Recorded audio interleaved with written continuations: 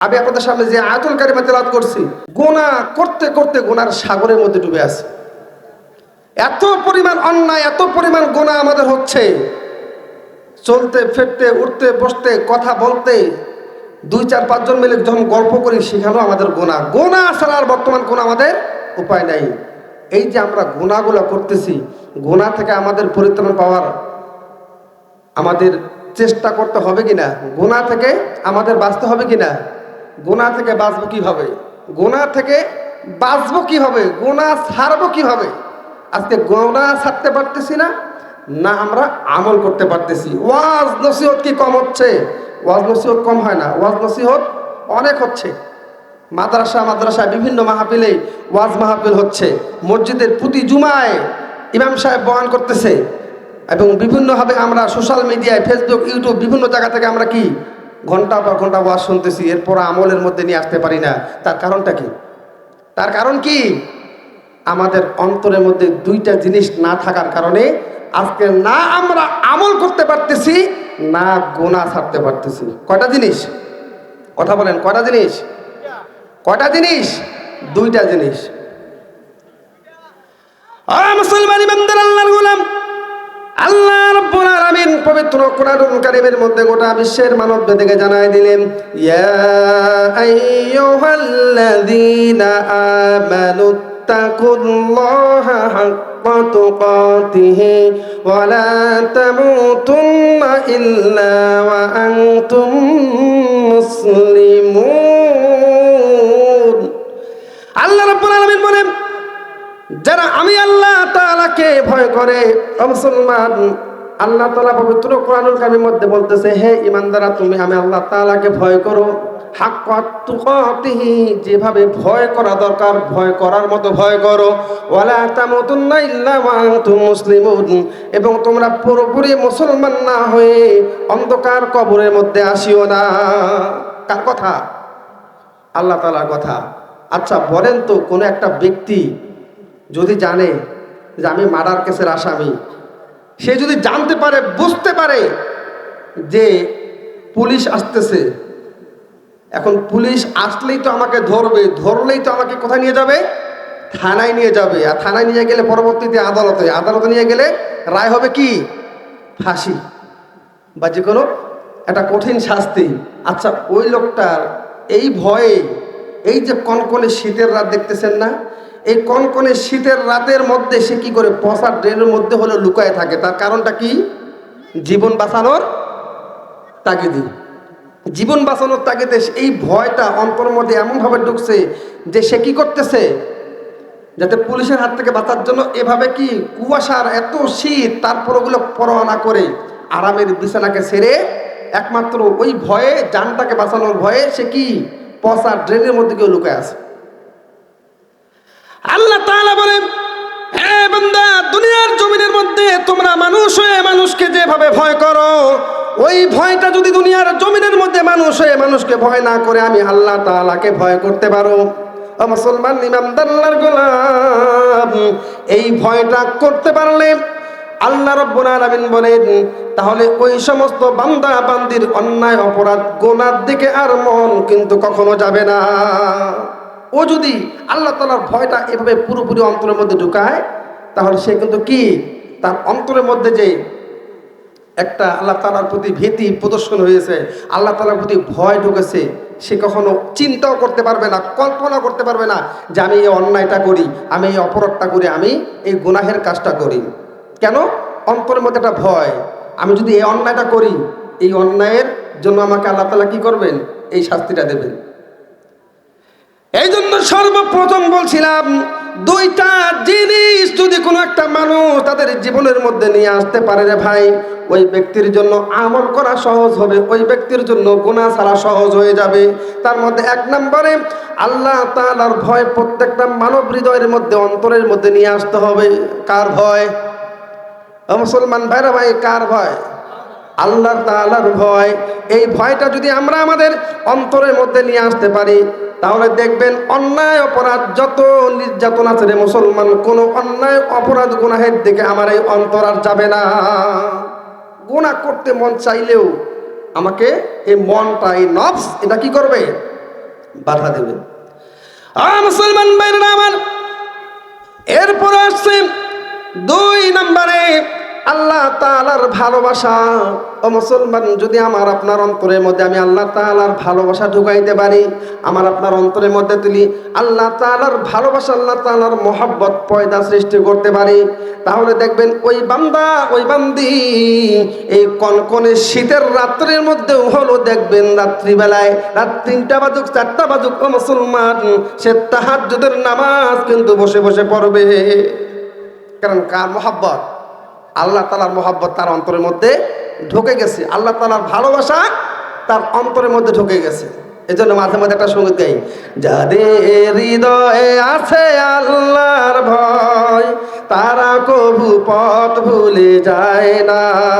সবাই আমার সাথে গান, যাদের হৃদয়ে আছে আল্লাহর ভয় তারা কবু পথ ভুলে যায় না। আল্লাহর প্রেম ছাড়া এই দুনিয়ায় কারো কাছে কোনো কিছু চায় না। রাতের আধারে যারা সেজদাতে রয়, 2 চোখের শ্রুতে নদী যেন বয়। রাতের আধারে যারা সেজদাতে রয়, 2 চোখের শ্রুতে নদী যেন বয়। চলনার হাতছানি যত আসুক পিছনে ফিরে সে তাকায় না। যাদের হৃদয়ে আছে আল্লাহর ভয় তারা কবু পথ ভুলে যায় না। আল্লাহর প্রেম ছাড়া এই দুনিয়ায় কারো কাছে কোনো কিছু চায় না। তাহলে ভয় ঢুকাইতে হবে কার? মুসলমান ইমানদার আল্লাহর গোলাম, ভালো করে লক্ষ্য করুন, দিলের কান দিয়ে কথাগুলো বোঝার চেষ্টা করবেন রে মুসলমান। আল্লাহ রাব্বুল আলামিন কারুনের মতো কাফেরকেও কিন্তু মাফ করে দিতে চাইছিল। পয়গম্বর মূসা আলাইহিস সালামের জামানায় রে মুসলমান, যখন যাকাত আদায় করার জন্য পয়গম্বর মূসা আলাইহিস সালাম কারুনকে বললেন, কারণ কিন্তু যাকাত আদায় করবে না। কারণ চিন্তা করে, আমার যত সম্পদ, এত পরিমাণ সম্পদের যদি আমি যাকাত দেই তাহলে কোটি কোটি টাকা আমার বের হয়ে যাবে। কে কয়? কোটি কোটি টাকা আমার বের হয়ে যাবে, এই টাকা আমি আমার এই সম্পদ থেকে বের করতে চাই না। ও মুসলমান ভাইরা আমার, ভালো করে লক্ষ্য করুন। এখন কারণ চিন্তা করে কেমনে এর থেকে বাঁচা যায়, কারণ চিন্তা করে কেমনে এই ফতোয়া থেকে বাঁচা যায়। এই জন্য কারণ চিন্তা করার সঙ্গে সঙ্গে সে একটা বুদ্ধি করলো, সে একটা পরিকল্পনা করলো। পয়গম্বর মূসা আলাইহিস সালাম যখন সাহাবাদের নিয়ে, তার উম্মতদের নিয়ে আলোচনা করবে, ওই সময় একটা নারীর দ্বারা বদনাম করাবো, যাতে করে তারা পয়গম্বর মূসা আলাইহিস সালামকে কি করে, দোষারোপ করে। আর তখন এই যাকাতের বিষয়টা কিন্তু আর থাকবে না। ও মুসলমান ভাইরা আমার, যেই পরিকল্পনা করে, পরিকল্পনা অনুযায়ী এই কারণ সে একটা নারীকে, বেশ্যা নারীকে নিযুক্ত করলেন অর্থ দিয়ে, সম্পদ দিয়ে। মুসলমান, ওই নারীকে বললেন যে এই মূসার বিরুদ্ধে তুমি এই মজলিসের মধ্যে গিয়ে বলবা যে মূসা আমার সঙ্গে খারাপ কাজ করেছিল। বলেন নাউজুবিল্লাহ। কে বলতেছে? বর্তমান সময়, বর্তমান জামানায় এটাই চলছে কি চলছে না রে ভাই? হকের পক্ষে কথা বলতে গেলে রে মুসলমান, সত্যের পক্ষে চলতে গেলে এই দুনিয়ার জমিনের মধ্যে আজকে সত্যের বিচার হয় না। হয় কি হয়? মুসলমান, এই দুনিয়ার জমিনের মধ্যে আর কেউ করুক আর না করুক, আমার আল্লাহ তাআলা কিন্তু সঠিক বিচার করবে। তবুও সত্যের পথে আমাদের চলতে হবে। সত্যের পথ ছেড়ে দেওয়া যাবে, সত্যের পক্ষে লড়তে হবে। যতই বাধা, যতই বিপত্তি আসুক না কেন, সত্যের পক্ষে আমাদের সবসময় কথা বলতেই হবে। সত্যের পক্ষে গান গাই বলে আমি বিদ্রোহী, সত্যের পক্ষে গান লিখি তাই বলে আমাকে মৌলবাদী। কোরআনের পক্ষে গান গাই তাই বলে আমাকে মৌলবাদী। জিহাদের পক্ষে গান লিখি তাই বলে আমাকে উগ্রবাদী। আমি বিদ্রোহী, বিপ্লবী, মৌলবাদী, কেন জঙ্গিবাদী? কেন জঙ্গিবাদী? আচ্ছা বলেন তো, এই মাদ্রাসার মধ্যে, এই মাদ্রাসার তলবে ইলমদেরকে কি এই জঙ্গিবাদী ট্রেনিং দেওয়া হয়? মাদ্রাসার তলবে ইলমদেরকে কি শিক্ষা দেওয়া হয়? পবিত্র কোরআনুল কারীম, যেই কোরআনই পারে প্রত্যেকটা জিনিসের সমাধান দিতে, কথা ঠিক কিনা? এই কোরআনের মধ্যেই আমার আপনার জিন্দেগির প্রত্যেকটা বিষয়ের সমাধান একমাত্র কোথায় আছে? এই কোরআনের মধ্যে আছে। কিন্তু আমরা এই কোরআনের মধ্যে সমাধান না খুঁজে যখন এই দুনিয়ার জমিনের মধ্যে দুনিয়ার প্রতি আমরা সমাধান খুঁজতে যাই, তখনই আমরা ফিতনার মধ্যে পড়ে যাই। এই জন্য মাঝে মধ্যে বলি, সমাধান চাও যদি জীবনে মরণে, ফিরে যাও খুঁজে নাও চোখ রাখো কোরআনে। সমাধান চাও যদি জীবনে মরণে, ফিরে যাও খুঁজে নাও চোখ রাখো কোরআনে। চোখ কোথায় রাখতে হবে? আমাদের সন্তানরা যেরকম ভাবে মাদ্রাসার মধ্যে চোখ কোথায় রাখছে? এই কোরআনের মধ্যে। ঠিক তেমনই ভাবে প্রত্যেকটা পরিবারের সন্তানদেরকে চোখ রাখতে হবে কোথায়? এই কোরআনের মাধ্যমে। তাহলে তার জীবনের মধ্যে যত সমস্যা আছে সকল সমস্যার সমাধান আমার আল্লাহ তাআলা করে দেবেন। মুসলমান ভাইরা আমার, বলতেছিলাম যেই কারুনের মতো একজন কাফের পয়গম্বর মূসা আলাইহিস সালামের বিরুদ্ধে যখন এরকম ভাবে পরিকল্পনা করলেন, মুসলমান ভাইরা আমার ভালো করে লক্ষ্য করুন। এমন একটা মজলিসের মধ্যে পয়গম্বর মূসা আলাইহিস সালাম যখন তার উম্মতদের নিয়ে আলোচনা করতেছিলেন, কোরআন ও হাদিসের ওয়াজ করতেছিলেন। আচ্ছা বলেন তো, এরকম একটা ভরা মজলিসের মধ্যে কোনো একটা ব্যক্তি এসে যদি ওই হুজুরের নামে বদনাম করে, তাহলে তার মান সম্মানটা কি ভালো থাকবে? হ্যাঁ, এটাই কিন্তু কারণ কিন্তু চেয়েছিল মুসলমান সম্পদ দিয়ে ওই নারীকে, বিশ্বাস নারীকে কি করছিল, ক্রয় করে ভাড়া করে এই পরিকল্পনা অনুযায়ী এইরকম একটা মজলিসের মধ্যে যখন আলোচনা করতেছিলেন পয়গম্বর মূসা আলাইহিস সালাম, মুসলমান ইমানদার গোলাম, ওই মুহূর্তে কারণ সেই জায়গার মধ্যে গিয়ে বসে। ওই মহিলা যখনই ওই মজলিসের মধ্যে আসে, আসার সঙ্গে সঙ্গে পয়গম্বর মূসা নবীর চেহারা থেকে তার শরীরটা থরথর করে কাঁপা শুরু হয়ে যায়। তার শরীরটা যখন থরথর করে কাঁপা শুরু হয়ে যায়, ওই মহিলা চিন্তা করে, আমি এমনিতেই একজন পতিতা মহিলা, এমনিতে একজন পাপিষ্ট নারী, এরপরও যদি একজন নবীর মতো, নিষ্পাপ নবীর মতো মানুষকে যদি আমি আবারও এইরকম ভাবে একটা মিথ্যা অপবাদ দেয়, ও মুসলমান ইমানদার গোলাম, ওই নারীর চিন্তার মধ্যে এই চিন্তা আসলো যে না, আমার দ্বারা এটা আর সম্ভব না, আমার দ্বারা এটা আর সম্ভব না। ওই নারীর সঙ্গে সঙ্গে ওই মজলিসের ভরার মধ্যে সকলের সামনে পয়গম্বর মূসা আলাইহিস সালামকে উদ্দেশ্য করে বলতেছে, হুজুর, এই কারণ আমাকে আপনার জন্য মিথ্যা অপবাদ দেওয়ার জন্য এই জায়গার মধ্যে ভাড়া করে নিয়ে আসছিল, যেন আমি আপনার বিরুদ্ধে এখানে সবার সামনে বলি যে আপনি আমার সঙ্গে খারাপ আচরণ করেছেন। বলেন নাউজুবিল্লাহ। সঙ্গে সঙ্গে পয়গম্বর মূসা আলাইহিস সালাম সিজদার মধ্যে পড়ে গেলেন। সিজদার মধ্যে পড়ে গিয়ে আল্লাহ তাআলা দরবারে জানাইলেন, ওগো আল্লাহ,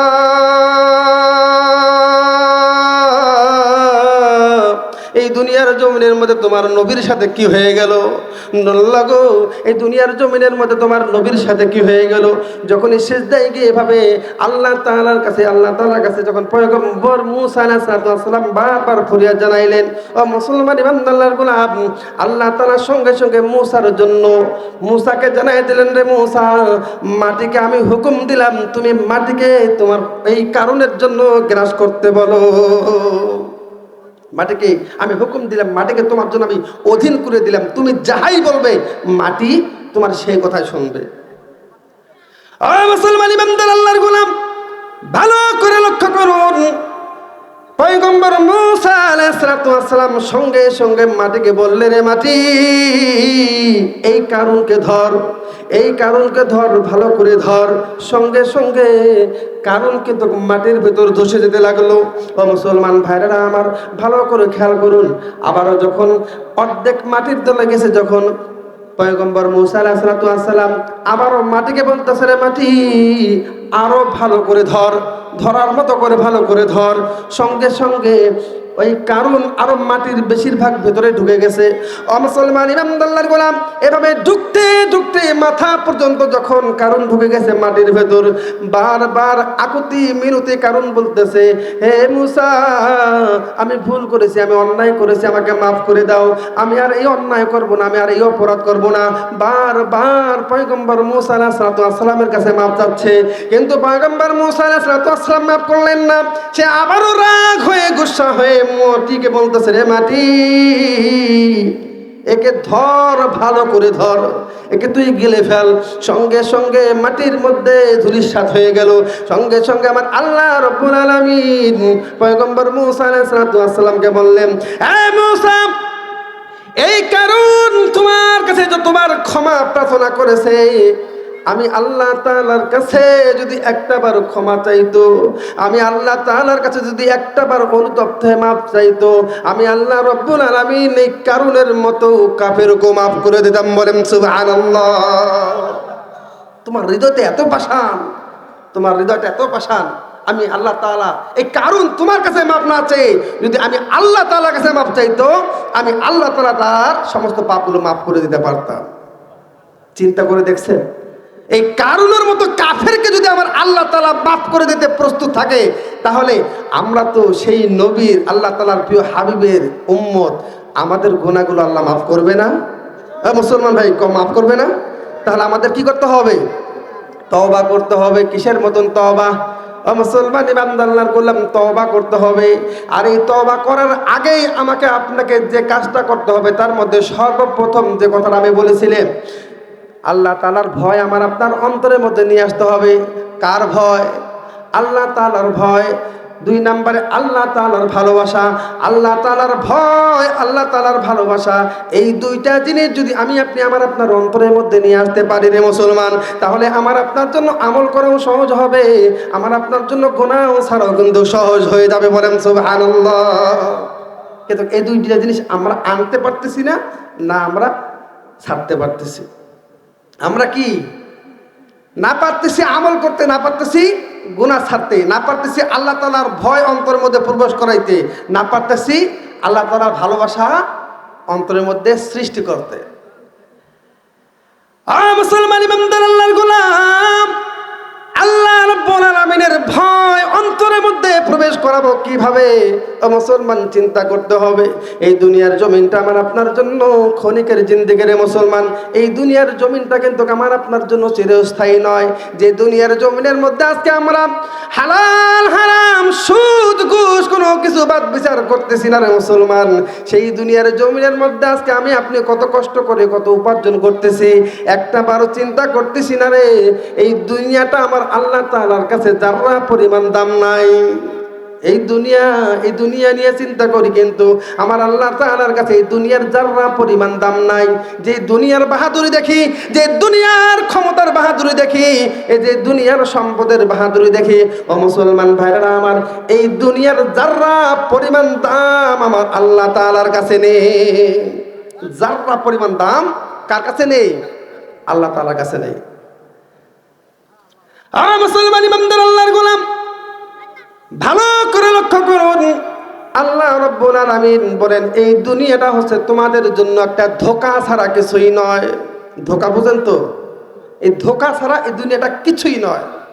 এই ধোঁকার জীবনের মধ্যে আমরা কত কষ্ট করে, কত রকমের কাহিনী, কত রকমের কি গল্প, কত রকমের কি এটা ওটা, কত নাটক, অভিনেতা, কত কিছু করতেছি, কিন্তু আসলে এই দুনিয়াটা ধোঁকা ছাড়া আমার আপনার জন্য কিছুই নয়। এই চিন্তাটা আমরা একটা বারও আমাদের মাথার মধ্যে নিয়ে আসতে পারি না। আমরা দেখতেছি আমার আপনার সামনে পেছনে ডাইনে বায়ে আমার কত আত্মীয় স্বজন, আমার কত পাড়া প্রতিবেশী, আমার কত ভাই, কত বোন, কত বন্ধু, কত বান্ধবী আমার আপনাকে ছেড়ে অন্ধকার কবরে তাদেরকে শুয়ে আসতেছি না? এইভাবে আমাকেও যে একদিন শোয়ায়ে রাখবে, এই চিন্তাটা আমরা তাৎক্ষণিকভাবে কিছুটা হলেও মনের মধ্যে আসে, কিন্তু সাথে সাথে আবার কি ভুলে যায়। মুসলমান ইমানদার আল্লাহর গোলাম, ভালো করে লক্ষ্য করুন, একটা মানুষ যখন এই দুনিয়ার জমিনের মধ্যে দুনিয়া নিয়ে ব্যস্ত হয়ে পড়ে মুসলমান, দুনিয়া আরো তাকে আরো বেশি করে আঁকড়ে ধরে, দুনিয়ার মহব্বত তার মধ্যে আরো বেশি এসে যায়, পরকালকে সে ভুলে যায়। আর যখনই পরকালকে সে ভুলে যাবে রে মুসলমান, তখনই ওই ব্যক্তিটার দ্বারা নেক আমল করা সম্ভব হবে না। দুনিয়া ভোলা মানুষ দিয়ে কি নেক আমল করা সহজ না। এই জন্য রে মুসলমান বলতেছিলাম, আমাকে আপনাকে আমার আপনার জিন্দেগির গুনাহগুলো অনুতপ্ত হয়ে আল্লাহ তাআলার কাছে মাপ চাই, আল্লাহ তাআলার কাছে তওবা করতে হবে। তওবা করে আমার আপনার জিন্দেগি আল্লাহ তাআলার বিধান অনুযায়ী চালাইতে হবে। কার বিধান অনুযায়ী? আল্লাহ তাআলার বিধান অনুযায়ী, নবীর আদর্শ অনুযায়ী। ও মুসলমান আল্লাহর গোলাম, যে পরিমাণে অন্যায় আমরা করতেছি, যে পরিমাণে গুনাহ করতেছি, যে পরিমাণে আল্লাহ তাআলার নাফরমানি করতেছি, শুধু একমাত্র পয়গম্বর আরবী শেষ নবীর উম্মত হওয়ার কারণে আজকে দুনিয়ার জমিনের মধ্যে বিভিন্ন আযাব গজব থেকে বেঁচে আছি। একমাত্র এই শেষ নবীর উম্মত হওয়ার কারণে। অন্যান্য নবীর উম্মতেরা এই দুনিয়ার জমিনের মধ্যে মাঝে মধ্যে তাদেরকে আযাব দিয়ে কি আল্লাহ তাআলা ধ্বংস করছিল। ইতিহাস অনেক লম্বা, আমি ওই দিকে যাব না। মুসলমান আল্লাহর গোলাম, এই জন্য আল্লাহ রাব্বুল আলামিন পবিত্র কোরআনুল কারীমের মধ্যে আল্লাহ তাআলার প্রতি ভালোবাসার সৃষ্টি হওয়ার উপায় তৈরি করে দিয়েছেন। আল্লাহ তাআলার ভালোবাসা আমার আপনার অন্তরের মধ্যে কেমনে নিয়ে আসবো রে ভাই? আল্লাহ তাআলার মহব্বত কেমনে আমি আপনি আমার আপনার অন্তরের মধ্যে প্রবেশ করাবো? মুসলমান আল্লাহর গোলাম, আল্লাহ রাব্বুল আলামিন পবিত্র কোরআনুল কারীমের মধ্যে সেটাও সুন্দরভাবে গোটা বিশ্বের মানব জাতিকে জানায় দিলেন। উল ইন কুনতুম তুহিব্বুনাল্লাহা ফাত্তাবিউনি ইউহিব্বুকুমুল্লাহ।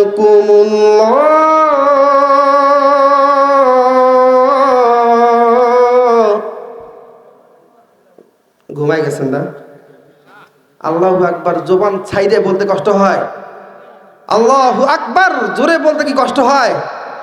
হ্যাঁ, কষ্ট না হলে তো জবান ছেড়ে বলতে হইতো। আল্লাহু আকবার তাকবীর দিয়ে ধ্বনি দিয়ে মাঠটা কি ভরে যাইতো। যদিও লোক সংখ্যা কম, লোক সংখ্যা কম হলে কি হবে? ইমানের শক্তিতে যদি আমার অন্তরটা বলিয়ান থাকে, তাহলে অল্প সংখ্যকের কি যথেষ্ট। যদি ইমানের শক্তি না থাকে, তাহলে লক্ষ লক্ষ মানুষ দিয়ে কোনো কি নাই, ফায়দা নাই। মুসলমান ইমানদার আল্লাহর গোলাম, আল্লাহ রাব্বুল আলামিন এই আয়াতের মধ্যে গোটা বিশ্বের মানব জাতিকে জানায় দিলেন, যারা আমাকে ভালোবাসতে চাও, যারা আমার মহব্বত পেতে চাও, যারা আমার প্রতি ভালোবাসা অর্জন করতে চাও, তাহলে তোমরা কি করো? আমার নবীকে ভালোবাসো, আমার নবীর প্রতি ভালোবাসা অর্জন করো।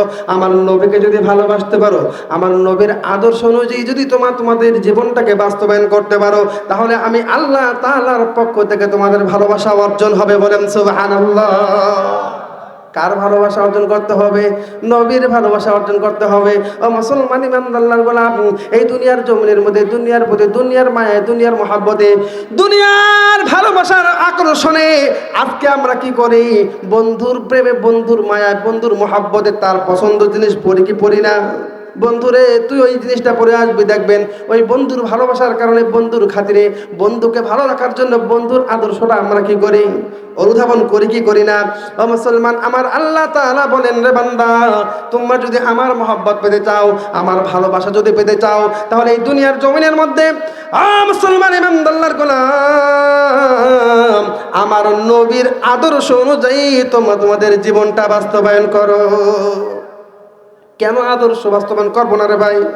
যে দয়ার নবী, মায়ের নবী, উম্মতের কান্ডারে নবী, পয়গম্বর আরবী নবী মুহাম্মদ রাসূলুল্লাহ সাল্লাল্লাহু আলাইহি সাল্লাম, যিনি উম্মতের মায়ায় সব সময় চোখের পানি ফেলতেন রে মুসলমান, সেই নবীর জন্য আমরা আমাদের অন্তরের মধ্যে ভালোবাসা জন্মাবো না তো কার জন্য জন্মাবো? নবীর প্রতি আজকে আমার আপনার ভালোবাসা নাই, দুনিয়ার প্রতি ভালোবাসা আছে, নবীর মহব্বত নাই, নবীর প্রেমে পাগল হইতে পারি না। দুনিয়ার সমস্ত জিনিসের প্রতি পাগল হই, দুনিয়ার সম্পদের প্রতি পাগল হই, এই দুনিয়ার জমিনের মধ্যে সব বিষয়ের প্রতি পাগল হলে ওরে মুসলমান, আল্লাহর নবীর প্রেমের পাগল আজকে দেখা যায় না। আল্লাহর নবীর প্রেমের পাগল আজকে আমরা হইতে পারি না। এই জন্য মাঝে মধ্যে কই, আমি নবীজির পাগল, আমি মদিনার পাগল। বলেন সবাই আমার সাথে সাথে গুনগুন করে বলেন, আমি নবীজির পাগল, আমি মদিনার পাগল। মদিনার ধুলবালি মোর, মদিনার ধুলবালি মোর নয়নের কাজল। আমি নবীজির পাগল, আমি মদিনার পাগল। হতে চান কি চান না? হতে চান কি চান না? তাহলে জোরে বলবেন আমার সাথে, আমি নবীজির পাগল, আমি মদিনার পাগল। আমার মনে নবী নবী, দু চোখে মদিনার ছবি। আমার মনে নবী নবী, দু চোখে মদিনার ছবি। আমার মনে নবী নবী,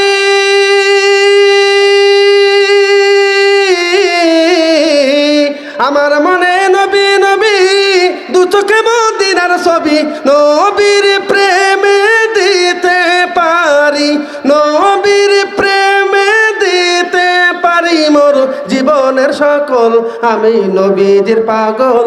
বলেন, আমি নবীজির পাগল, আমি মদিনার পাগল, আমি নবীজির পাগল, আমি মদিনার পাগল, আমি নবীজির পাগল, আমি মদিনার পাগল। শুনিলে মদিনার কথা ভুলতে পারি সকল ব্যথা। কার কথা? শুনিলে মদিনার কথা ভুলতে পারি সকল ব্যথা। শুনিলে মদিনার কথা,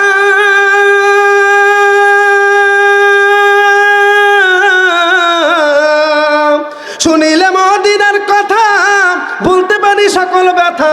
বুকের ভিতর ভেসে ওঠে, বুকের ভিতর ভেসে ওঠে মন আনন্দেরই ঢল। বলেন, আমি নবীজির পাগল, আমি মদিনার পাগল, আমি নবীজির পাগল, আমি নবীজির পাগল, আমি মদিনার পাগল, আমি নবীজির পাগল, আমি মদিনার পাগল। আমার রোগের সকল ওষুধ দয়াল নবীর সালাম দরুদ, আমার রোগের সকল ওষুধ দয়াল নবীর সালাম দরুদ। আমার রোগের সকল ওষুধ, আমার রোগের সকল ওষুধ দয়াল নবীর সালাম দরুদ। ভক্তি জিতে পড়ি যখন, ভক্তি জিতে পড়ি যখন অসুস্থ সবল, আমি নবীজির পাগল, আমি মদিনার পাগল। বলেন, আমি নবীজির পাগল, আমি নবীজির পাগল, আমি মদিনার পাগল, আমি নবীজির পাগল, আমি মদিনার পাগল। আমার মনে নবী নবী, দু চোখে মদিনার ছবি, আমার মনে নবী নবী, দু চোখে মদিনার ছবি। আমার মনে নবী নবী,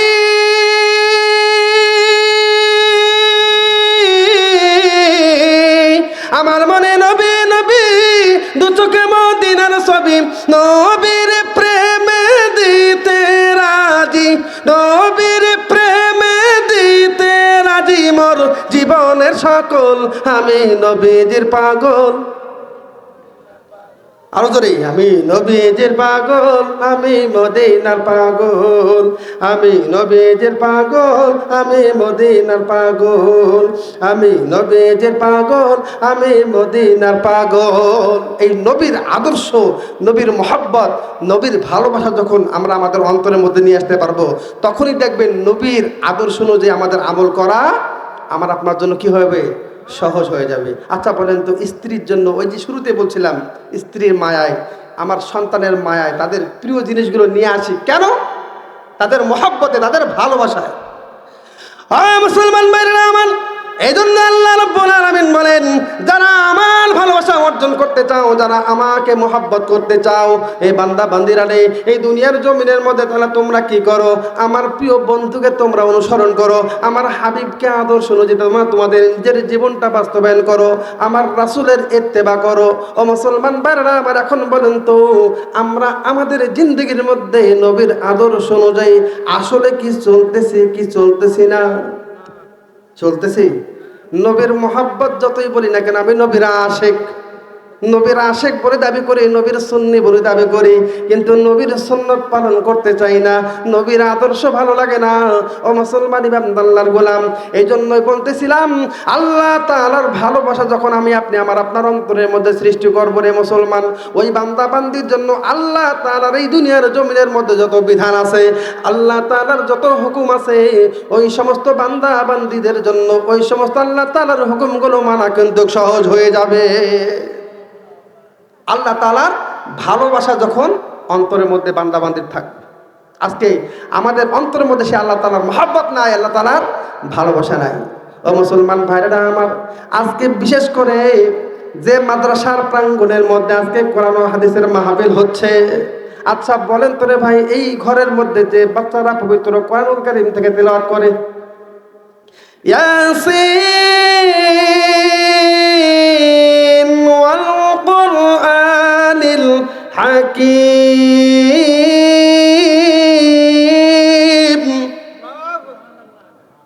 আল্লাহু আকবার, এখন ওই আল্লাহু আকবার শব্দটা মুখ থেকে জোর হয়ে বের করতে পারলাম না। ইয়াসিন ওয়াল কুরআনিল হাকীম।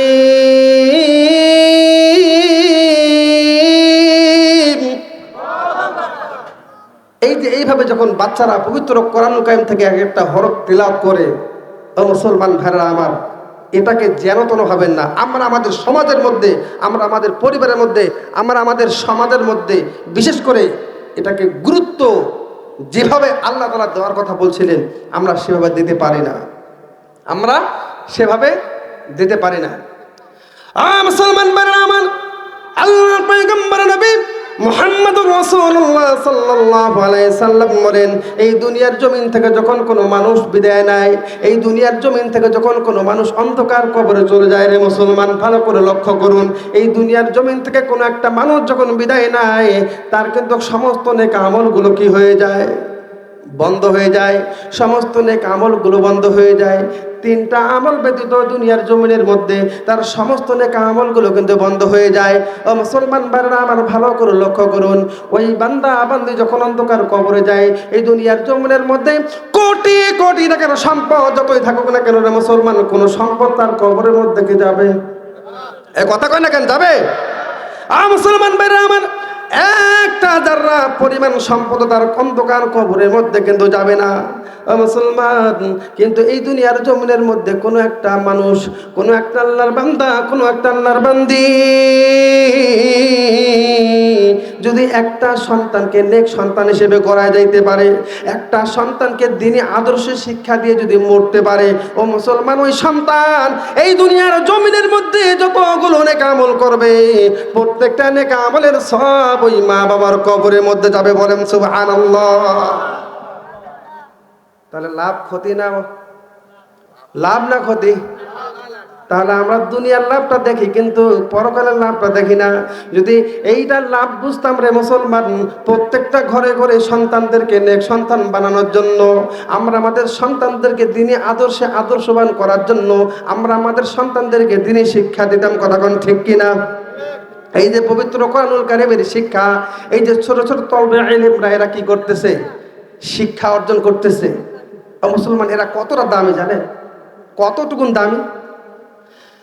ভালো করে লক্ষ্য করুন, একজন বৃদ্ধ লোক মুসলমান অন্ধকার কবরের মধ্যে এইরকম ভাবে যখন সমস্ত কবরবাসীরা এইরকম ভাবে কিছু কিছু জানি ফল, কিছু কিছু জানি এইরকম কাঠের মতো টুকরার মতো কি জানি কুড়াচ্ছে। ও মুসলমান, এক আল্লাহর ওলি বলেন, আমি স্বপ্ন দেখতেছি ওই অন্ধকার কবরের মধ্যে কিছু কিছু লোক স্বপ্নের মধ্যে কিছু কিছু জিনিস কুড়াইতেছে, আর একজন বৃদ্ধ লোক গাছের মধ্যে বসে সে শুধু আছে, সবার দৃশ্যগুলো দেখতেছে। ও মুসলমান ভাইরা আমার, আমি চিন্তা করলাম সবাই কি কুড়াইতেছে, আমি একটু গিয়ে জিজ্ঞাসা করি। ওই আল্লাহর ওলি ওই বুজুর্গদেরকে সাথে নিয়ে, মুসলমান ভাইরা আমার, যখনই ওই জায়গার মধ্যে গিয়ে ওই লোকগুলোকে বলতেছে তোমরা কি কুড়াইতেছো, ওই কবরবাসীদেরকে বলতেছে তোমরা কি কুড়াচ্ছ। মুসলমান ভাইরা আমার, ওই কবরবাসীরা বলতেছে আমাদের কবরের পাশ দিয়ে যখন কোনো আল্লাহর বান্দা বান্দিরা যায়, যখন সালাম দেয় বা আমাদের কবরের পাশে দাঁড়িয়ে কিছু তেলাওয়াত করে, এর সওয়াবগুলো আমরা কুড়াই। কি কুড়াই? এর সওয়াবগুলো আমরা কুড়াই। মুসলমান ভাইরা আমার, কবরের পাশ দিয়ে যখন কোনো একজন আল্লাহর বান্দা আমাদের কবরের পাশ দিয়ে যাওয়ার সময় কিছু যখন আমাদের সামনে কবরের সামনে দাঁড়ায় তেলাওয়াত করে, আমাদেরকে যখন সালাম দেয়, এগুলো আমরা কুড়াই। এবার ওই আল্লাহর ওলি দেখতেছে একটা গাছের মধ্যে একটা বৃদ্ধ, সে কোনো কিছু কুড়াচ্ছে না, সে চুপটি করে বসে আছে। মুসলমান, এবার ওই আল্লাহর ওলি ওই বৃদ্ধকে গিয়ে বলতেছে সবাই তো তেনারা সওয়াব কুড়াচ্ছে, তোমার কি হয়েছে, তুমি কেন কিছু কুড়াইতেছো না কেন? এবার ওই বৃদ্ধ বলতেছে আমার সওয়াব কুড়ানোর দরকার নাই, আমার সওয়াব কুড়ানোর দরকার নাই। আল্লাহর ওলি বলতেছে কেন তোমার সওয়াব কুড়ানোর দরকার নাই? এবার ওই বৃদ্ধ বলতেছে এই দুনিয়ার জমিনের মধ্যে আমি একটা সন্তানকে পবিত্র কোরআনুল কারীমের হাফেজ বানাইছি, যে সন্তানটা প্রতিদিন আমার জন্য কোরআন তেলাওয়াত করে সওয়াব আমার কাছে পাঠায় দেয়, যার কারণে আমাকে আর আলাদাভাবে সওয়াব কোরআনোর লাগে না। ও মুসলমান, এবার আল্লাহর ওলির স্বপ্ন ভেঙে যায়। পরের দিন ও মুসলমান, ওই আল্লাহর ওলি বাজারের মধ্যে গিয়ে দেখে একটা হাফেজে কোরআন মিষ্টির দোকান করতেছে। মিষ্টির দোকানের মধ্যে গিয়ে সুন্দর অবয়বে মধুর কণ্ঠের মধ্যে পবিত্র কোরআনুল কারীম তেলাওয়াত করতেছে। আর-রাহমানু আল্লামাল কুরআন,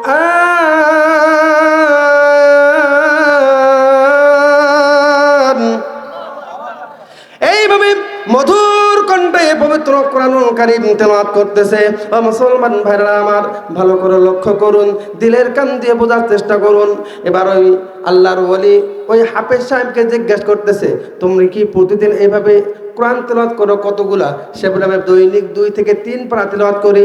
তখন তিনি বুঝতে পারলেন আসলে এই সন্তান দুনিয়ার জমিনের মধ্যে যে খতম কোরআন তেলাওয়াত করতেছে, এই সওয়াবগুলো আর বাবার কবরের মধ্যে পৌঁছায়। ও মুসলমান ইমানদার গোলাম, এভাবে কিছুদিন পর ওই আল্লাহর ওলি আবারও স্বপ্ন দেখে যে ওই কবরের পাশে ওই কবরবাসীর মধ্যে সবাই যেমন ভাবে সওয়াব কুড়াচ্ছে, ওই বৃদ্ধ লোকটার গাছের মধ্যে বসে নাই, তিনিও কিন্তু ওই লোকদের সঙ্গে সওয়াব কুড়ানোর শামিল হয়ে গেছে।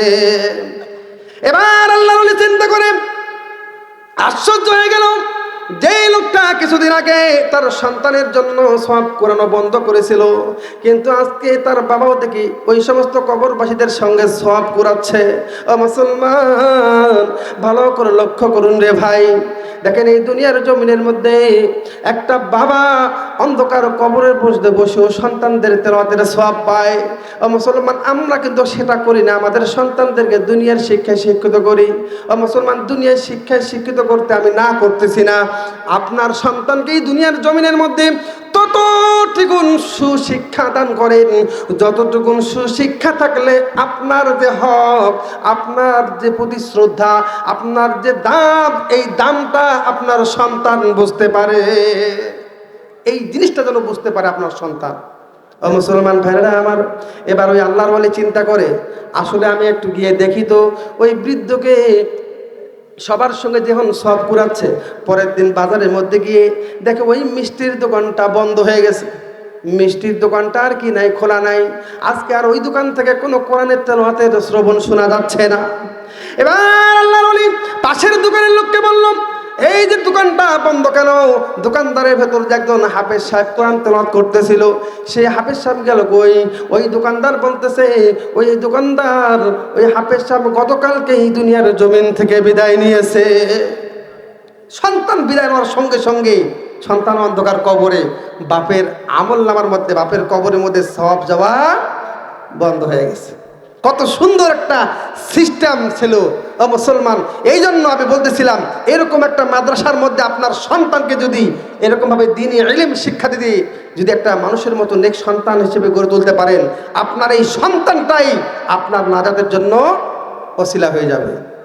কেমনে আমি আপনাদের প্রত্যেকের সন্তানদেরকে কেমনে আমরা আমাদের সন্তানদেরকে সুশিক্ষা দেব রে ভাই? কারণ আজকে আমি নিজেই এই আমলের মধ্যে নাই। আজকে আমার ওই যে শুরুতেই যে কথাটা বলছিলাম, আল্লাহ তাআলার প্রতি আমার ভয় নাই, আল্লাহ তাআলার ভালোবাসা আমার আপনার অন্তরের মধ্যে নাই, যার কারণে আমি নিজেও আমল করি না, আমাদের সন্তানদেরকেও আমল করাই না। আমি নিজেও নামাজ পড়ি না, আমার সন্তানদেরকেও নামাজ পড়তে বলি না। আমি নিজেও রোজা রাখি না, আমাদের সন্তানদেরকেও রোজা রাখতে বলি না। কারণ আমি যদি না করি আমার সন্তানদেরকে কেমনে করব? আমি নিজেই সুদ খাই, আমি নিজেই ঘুষ খাই, আমি নিজেই বিভিন্ন ধরনের জেনা ব্যভিচারের মধ্যে লিপ্ত, আমার সন্তানকে কেমনে দ্বীনি আদর্শ হিসেবে গড়া তুলবো? কথা কোন ঠিক কিনা? এই জন্য মাঝে মধ্যে গাই, শোনো এ দেশটার গল্প করি, দেশটা মনে হয় স্বপ্নপুরী, সুদখোর, ঘুষখোর, জুয়াখোর, মদখোর, হে থায় আছে ভুরি ভুরি, হে থায় আছে ভুরি ভুরি, শোনো এ দেশটার গল্প করি। ভুল করলাম নাকি?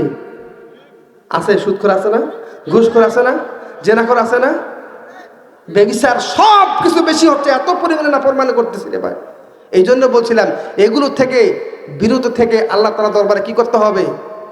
তওবা করতে হবে। এগুলো থেকে বিরত থেকে আমাদের কি করতে হবে? তওবা করতে হবে। এই তওবাতুন নাসুহা যখন আমরা করব, তখনই আল্লাহ তাআলার দরবারে আমরা কি নিষ্পাপ মাসুম বান্দা হব। তখনই আমরা, যখন এই অন্যায় কাজগুলো আমরা ছাড়তে পারবো, যখনই আমরা আমাদের অপরাধ কাজগুলো ছাড়তে পারবো, আমাদের গুনাহগুলো আমরা গুনাহ কাজ করা বন্ধ করে দেব, তখনই কিন্তু কি আমরা কি নেক আমল করা আমার আপনার জন্য সহজ হয়ে যাবে। মুসলমান ভাইরা আমার, এই তওবা করার যে শর্ত রে মুসলমান, তওবা করলেই হবে না। শুধু আমি তওবা করতেছি যে অন্যায়ের জন্য, ভালো করে খেয়াল করেন, যে গুনাহের জন্য তওবা করতেছি, আমার তওবাটা কবুল হচ্ছে কি হচ্ছে না রে মুসলমান, এটাও কিন্তু বোঝার জন্য আমার আল্লাহ তাআলা কত সুন্দর সিস্টেম করে দিয়েছেন। দেখেন, আল্লাহ তাআলা বলেন, বান্দারে যখন তোমরা যে অন্যায়ের জন্য তওবা করবা, যে অন্যায়ের জন্য, যে অপরাধের জন্য, যে গুনাহের জন্য আমি আল্লাহ তাআলার কাছে অনুতপ্ত হয়ে তওবা করবা, ওই গুনাহটা তোমার মাফ হলো কি হলো না এটা বুঝবা তখন, যখন তুমি দ্বারা তোমার মাধ্যমে ওই অন্যায় অপরাধ গুনাহের কাজটা আর সম্ভব হবে না। যখন বুঝবা তোমার দ্বারা অন্যায় অপরাধ কাজটা হচ্ছে না, বুঝবা তোমার তওবা আল্লাহ তাআলার দরবারে কি কবুল হয়েছে। ও মুসলমান ভাইরা আমার, সম্মানিত উপস্থিতি, আমি আপনাদের সামনে যে কথাটা বলতেছিলাম, এই তওবা তখনই আমরা কি করতে পারবো? আল্লাহ তাআলার দরবার করতে পারবো, যে তওবার মাধ্যমে আমরা আমাদের নিজেদের জিন্দেগির আমলগুলো আরো সুন্দরভাবে গোছায় নিতে পারবো। এই তওবা আমাদের করতে হলে সর্বপ্রথম যে গুনাহের জন্য, যে অন্যায়ের জন্য, যে অপরাধের জন্য তওবা করব, এই তওবা করার আগে ওই গুনাহটা আমাকে ছাড়তে হবে। ওই অন্যায় করা, ওই অপরাধ করা আমাকে কি করতে হবে? ছাড়তে হবে। ভালো করে খেয়াল করবেন, তাহলে কিন্তু তওবাটা আপনার আল্লাহ তাআলার কাছে কবুল হবে। যে গুনাহের জন্য আল্লাহ তাআলার কাছে তওবা করব, ওই গুনাহটা আমাকে আপনাকে ছাড়তে হবে। ও মুসলমান ভাইরা আমার, দ্বিতীয় নম্বরে ওই গুনাহ সামনে ভবিষ্যতে করব না, এটা মনে মনে দৃঢ় প্রকল্প বিশ্বাস করতে হবে। যে অন্যায় আমি করছিলাম, যে আগে মিথ্যা কাজ করছিলাম, মিথ্যা কথা বলছিলাম, চুরি করেছিলাম, অন্যায় কাজ করছিলাম, সামনে ভবিষ্যতে অন্যায় অপরাধ গুনাহের কাজ করব না, এইভাবে মনে মনে দৃঢ় বিশ্বাস অন্তরের মধ্যে রাখতে হবে, ভবিষ্যতে আর অন্যায় কাজ করব না। ও মুসলমান ইমানদার গোলাম, এইভাবে আল্লাহ তাআলার দরবারে ইখলাসের সাথে, আন্তরিকতার সাথে তওবা করতে হবে। যদি এইভাবে তওবা করতে রে মুসলমান, এইভাবে তওবা করতে পারলে আমার আল্লাহ তাআলা ওই সমস্ত বান্দা বান্দীদের জিন্দেগির সমস্ত গুনাহগুলো মাফ করে দিবেন। বলেন সুবহানাল্লাহ। মুসলমান ভাইরা আমার, জাহান্নামের ভয় আমার আপনার অন্তরের মধ্যে নিয়ে আসলে আল্লাহ তাআলার ভয় অন্তরের মধ্যে সৃষ্টি হবে। পরকালের ভয় আমার আপনার অন্তরের মধ্যে নিয়ে আসলে আমার আল্লাহ তাআলার ভয় আমার আপনার অন্তরের মধ্যে সৃষ্টি হবে। ও মুসলমান ইমানদার গোলাম, এই জাহান্নামের ভয় কেমনে আমরা আমাদের অন্তরের মধ্যে ঢুকাবো? আল্লাহ তাআলার ভয় আমরা কেমনে আমাদের অন্তরের মধ্যে ঢুকাবো? এই জন্য বেশি বেশি জাহান্নামের আলোচনা শুনতে হবে রে ভাই, বেশি বেশি কোরআন হাদিসের আলোকে জাহান্নামের আযাবের কথা শুনতে হবে। তাহলে যখন শুনবো জাহান্নামের ভয়াবহতার কথা, মৃত্যুর যন্ত্রণার কথা, তখন আল্লাহ তাআলার ভয় আমার আপনার অন্তরের মধ্যে সৃষ্টি হবে। আমার অন্তরের মধ্যে কখন সৃষ্টি হবে?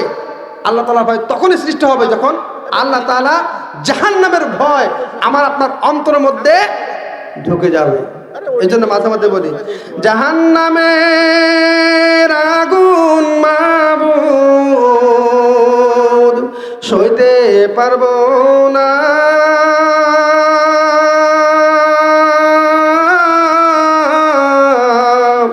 দুনিয়াতে লৌকা দাইয়া আখেরে কাঁদাইও না, জাহান্নামের আগুন মাবুদ সইতে পারবো না,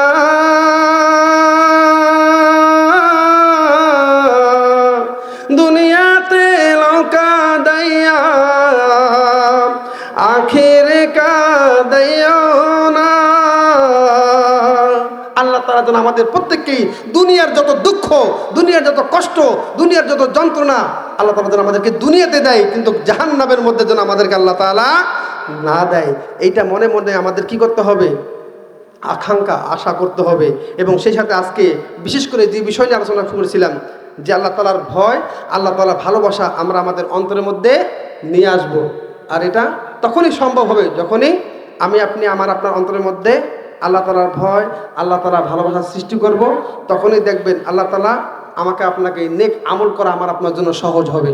আল্লাহ তাআলা ভয় অন্তরের মধ্যে নিয়ে আসলে বিভিন্ন ধরনের অন্যায় অপরাধ গুনাহ থেকে আল্লাহ তাআলা আমাকে বাঁচিয়ে থাকার কি সুযোগ করে দেবেন।